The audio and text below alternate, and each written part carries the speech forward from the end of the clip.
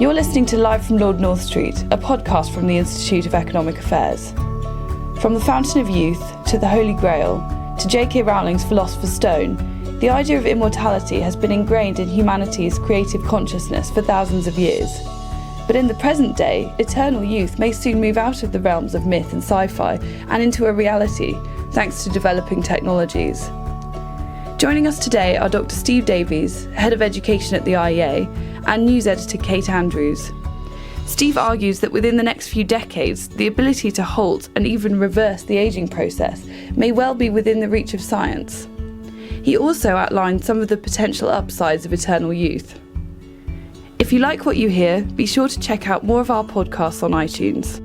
Steve, you're well known for saying that you think that many of us are going to live to the age of 700. How on earth are we going to do this? Well, first of all, I would say that I'm not alone in thinking this. This is not one of those crazy ideas I've thought up by myself. There are actually quite a lot of people out there who think that this is well within the bounds of possibility and that we may indeed achieve this in the reasonable near future, medium term, about 30 to 40 years or so. For example, there's Aubrey de Grey at the University of Cambridge, who is the founder of the Society for Engineering Negligible Senescence, or SENS as it's called. Ray Kurzweil, who is the Chief Research Officer at Google, is another person who thinks that this is both possible and likely to happen.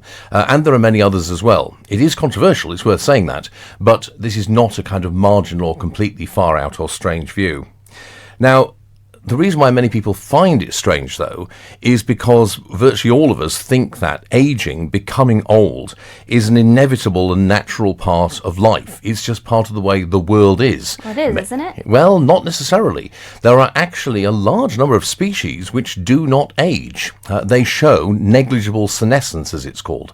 Now, some are things like microorganisms, fungi. You might think that's not very relevant.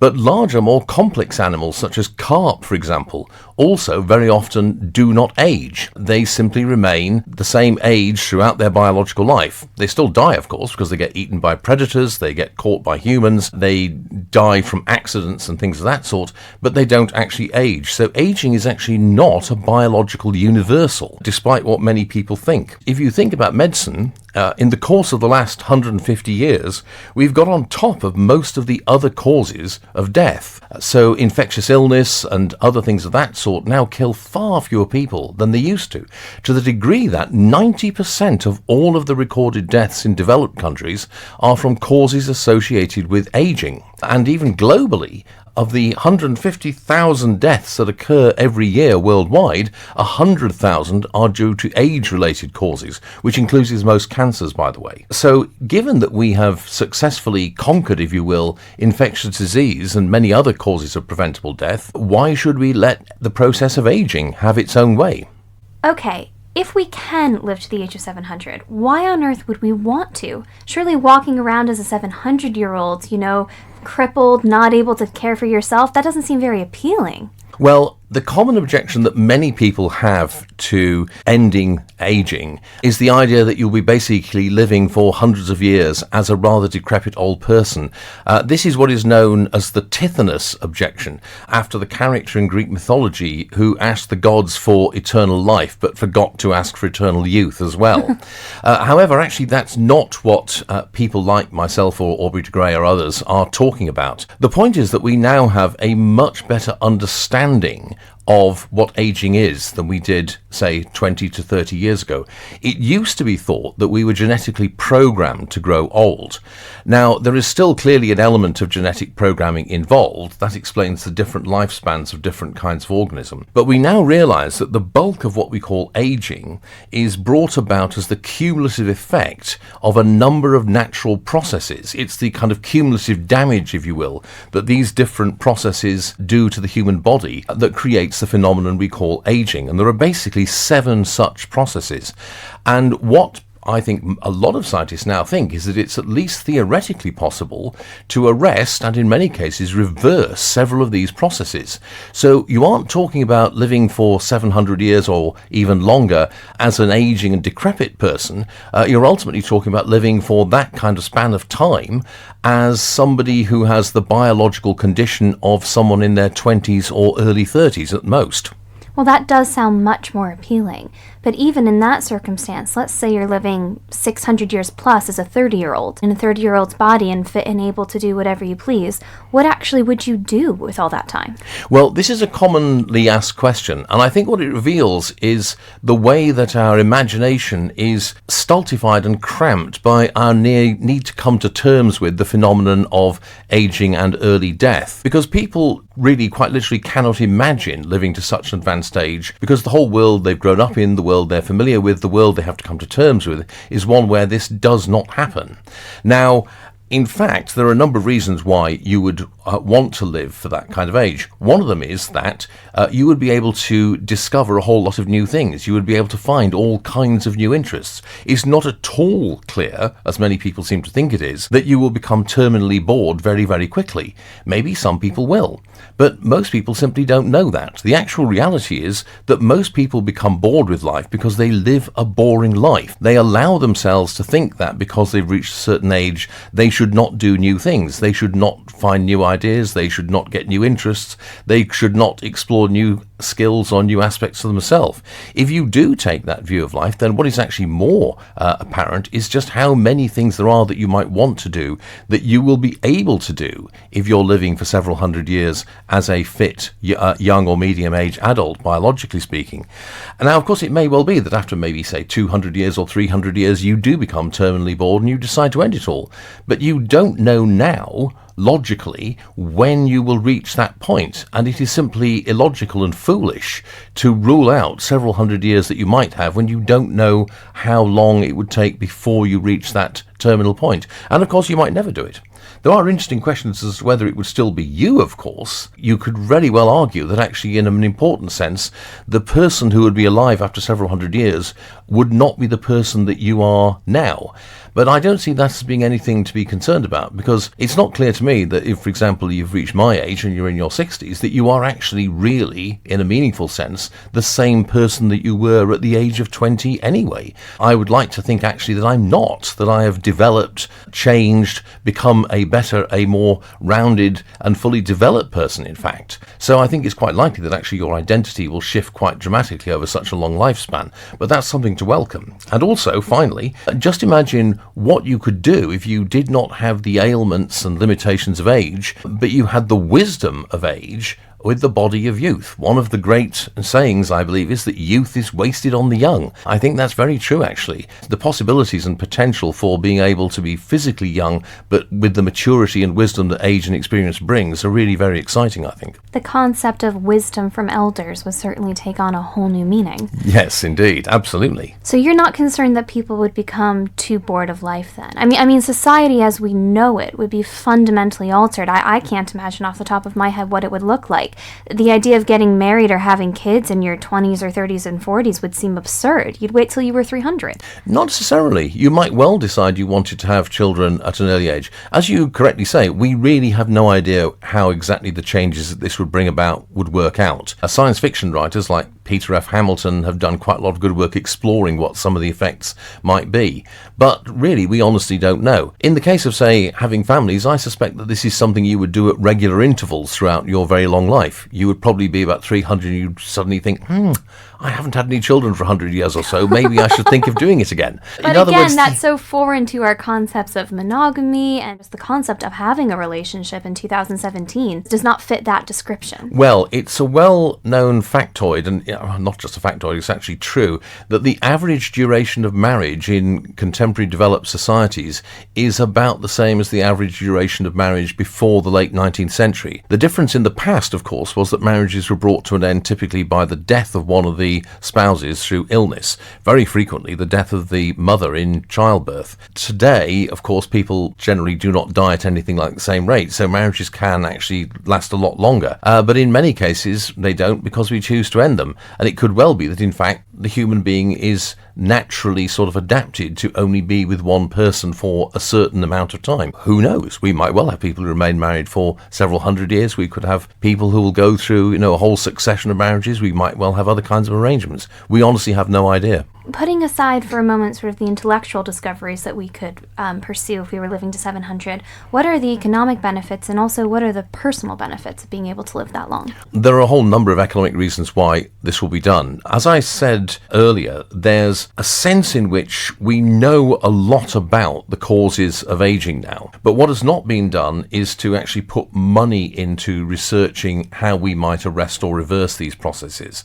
So we've got the understanding, but we haven't yet worked out the applications or implications of this. I suspect this is going to change very quickly, and that in fact increasingly very large resources are going to be put into investigating engineering negligible senescence, ending aging. The reason is because the economic costs of aging are really, really severe already, and they're going to become much, much worse in developed societies in the next 20 to 30 years. It's often said that people are living longer, but actually that is not true. The maximum human lifespan now is about what it always has been, which is roughly 120 to 125 years. What is different is that the proportion of the population that lives to be 100 or over is becoming larger and larger all the time. So whereas the Queen, when she first came to the throne, could send everyone who became 100 years a birthday telegram, they had to scrap that recently, well not recently, over a decade ago, because there were simply too many people reaching that age now. The point is, though, that we've got a higher and higher proportion of the population who are living to an advanced age, but they're doing so in a condition of decrepitude because they're still old, and therefore there are increasingly very, very high healthcare costs. So in the next couple of decades, we're probably going to see an enormous increase in the number of people suffering from senile dementia and Alzheimer's disease and related conditions. That is going to impose enormous costs on society in terms of the care of these people, assuming that we do not, and so we obviously should not, go down the route of, compulsory euthanasia or something like that. So there's an enormous economic burden about to fall on us because of uncontrolled aging, and therefore there's an enormous economic benefit to be gained from finding out how to at least mitigate the effects of aging, and preferably actually arrest it or even reverse it. Also, of course, you would have an enormous number of very experienced, very skilled people who would, however, be physically fit and able, and therefore enormously productive. And these people would create all kinds of things of value, ideas, innovations, works of art, all kinds of things of that sort. So you're talking about something which is economically enormously good. In terms of your own self, it means, as I was saying a moment ago, that you'd be able to pursue a whole range of life projects or plans that at the moment you really can't do. It doesn't seem like that when you're in your 20s, but when you get a bit older and you get to my age, for example, you do realise that there are all kinds of things that you'd want to do that you're probably not ever going to be able to do because you simply don't have the time left in which to do them. And so there are all kinds of plans and projects like that you could do. There's an extremely powerful moral case for arresting or abolishing aging, and that is the enormous suffering that aging currently brings. When you think about all the people who die from age-related illnesses such as most cancers, or the people who suffer from conditions like Alzheimer's disease, you realise that there's an enormous amount of what is ultimately preventable human suffering. And since I think virtually everyone of any moral view believes that it is a moral duty actually to alleviate or prevent human suffering wherever we can, it seems to me that therefore there's an overwhelming moral case for pursuing this research and discovering how to arrest or reverse aging. Should we be concerned about issues of overpopulation? That's already being spoken about. What happens if we all now live to 700? There are two things to say to that. The first is the presumption that people who live for a long period like this will continue to reproduce and have children at the rate that people in their 20s or 30s do now. This is almost certainly not the case.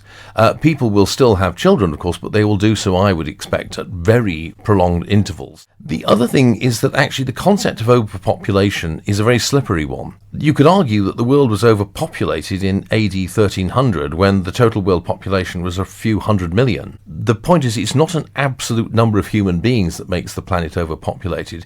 It's the pressure that those human beings put upon the environment that determines whether it's a population crisis or not. Actually, if you look at the ratio of number of human beings on the planet to the planetary land area, we're actually not that many of us.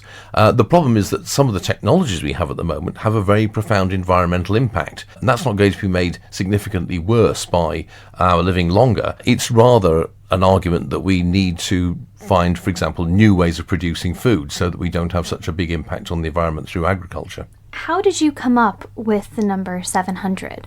Well, that actually comes from a book by a man called Joel Feinberg, written many years ago. It's actually quite a simple number to arrive at. The point is that if aging is got rid of, this does not mean that people will live forever.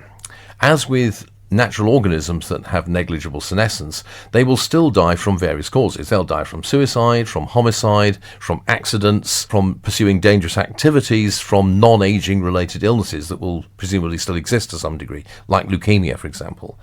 And so it's quite a straightforward matter of taking these standard actuarial tables and stripping out the causes of death that are due to aging, and then using fairly standard estimates of probability to work out what the average life expectancy will be. And you come up with a figure of between 700 and 800 years.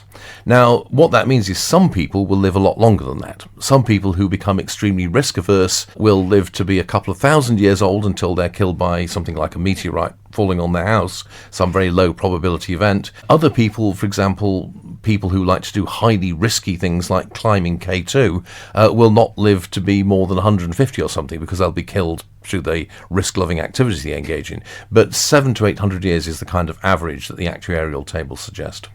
How many of us can look forward to having 600-700 years ahead of us? Well, that's the difficult question. The reason is, as I indicated earlier, this is a very controversial subject. On the one hand, there are people like Aubrey de Grey who think that achieving negligible senescence is within our grasp, in which case we will achieve it within about 20 to 30 years, provided we put the resources into the research and exploration of how to do this. On the other hand, there are many equally reputable scientists who take the view that while it's theoretically possible to do this, the technology required to do it is several orders of magnitude greater than what we have right now, and that therefore this actually is in the realms of science fantasy rather than near-term prediction. So these people think, yes, in theory we can do it, but we're a long way off doing it. We're talking about 100 years from now rather than 20 to 30 years. I'm more optimistic, so I tend to think that I'm more on the Aubrey de Grey side. As I said, there are 7 big processes that account for the bulk of human aging. Now, on some of these, such as the build-up of waste material and connections between cells, we're actually making very rapid progress. So I think reversing the aging process in muscular tissue, particularly skeletal muscular tissue, is something that's actually going to happen in the very near future. On the other hand, one of the very big processes, which is mutations in what are called mitochondria, which are organelles within cells within which cellular respiration takes place. We're a long way off being able to do anything about that, because dealing with that requires a major breakthrough in what's called nanotechnology, which is the creation of molecule or even atomic-sized machines. So that's a much more difficult process. So I think at the moment, we're going to see enormous progress on this front within the next 20 to 30 years. We'll need to see whether or not we make the breakthroughs in the other 1 or 2 areas where at the moment it is true that we don't have the technology to do this. Steve, what are the 7 processes that contribute to aging in a human, and how close are we on each to overcoming them? First of all, there is decay and mutation to the DNA in our cellular nuclei. We're quite a way away from dealing with this. We would need a major breakthrough in nanotechnology. The second is mutations in the mitochondria, which are organelles in the cell that deal with a number of processes, particularly cellular respiration. Again, we're some distance away from that. The third area is the buildup of what's called intracellular junk, which means basically the buildup of waste materials in cells. Here, we're actually making a fair bit of progress, I think, and it's fair to say that we're making some development. The fifth is cell loss and atrophy in certain parts of the body. Muscular tissue, for example, also to some extent nervous tissue, a couple of other areas. Here, I think, again, we have pretty clear ideas about how to address this, to do with the use of stem cells and other means of reproducing or recreating the cells or preventing cellular atrophy.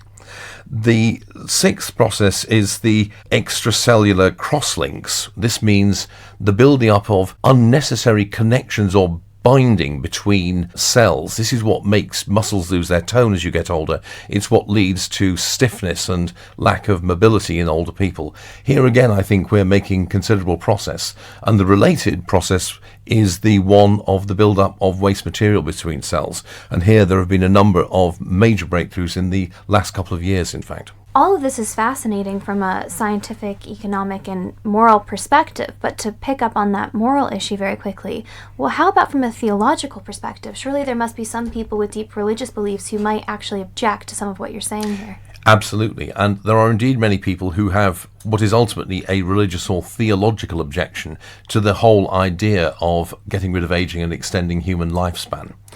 The argument essentially here is that to do so is an act of impiety, because the process of aging is something which is part of a divinely created natural order, and then it's a hubristic and impious attempt by human beings to exceed or escape the limits that God has put upon them. Some Christians, for example, would argue that the process of aging and death from aging is part of the punishment of man for the fall, and that therefore it's actually an act of impiety to do this. There are a number of responses to this. One is that, of course, this only works if you believe in God. But even if you do believe in God, or the God of the Christian or Islamic or Jewish faith, or some other kind of deity, it's not clear that this conclusion actually follows from it. For example, it's true that one of the punishments imposed upon the descendants of Adam and Eve for their disobedience was death, in fact, the main punishment. But you're still going to die eventually if aging is abolished. It's just that will be postponed for a long time. In other cases, the Church has consistently taught that it is worthwhile trying to save human life if at all possible, or to extend human life if at all possible. The Islamic jurists and scholars have also taken the same view, as have the rabbis. So it's not clear to me that there's a logical reason why you should seek to oppose doing away with aging, simply on the grounds that it's doing away with death, because that's not true. There is also a well-known point, which is that historically, many religious leaders have opposed improvements in medicine on the ground that they would do away with something which is actually part of human beings' ordained condition. So, for example, historically, there was strong opposition to the use of anesthesia on the grounds that childbirth in particular was meant to be painful, because that again was one of the punishments imposed upon Eve as a consequence of the fall. Well, that particular idea didn't last when Queen Victoria decided to have anesthesia during one of her many cases of childbirth. But that's an example of how things that seemed revolutionary and transformative at the time, and indeed were at the time, were opposed on religious grounds, but religious believers have come to terms with them without too much difficulty. Well, big shout out to Queen Victoria for taking that off the agenda. So Steve, I think you really have answered the Beatles' famous question, will you still need me when I'm 64? The answer is no. Perhaps it's 604, but it's not 64, is it? No, hopefully not. Thank you so much, Steve. Check out more podcasts, videos, blogs and research at our website, iea.org.uk, and subscribe to our YouTube channel, IEA London.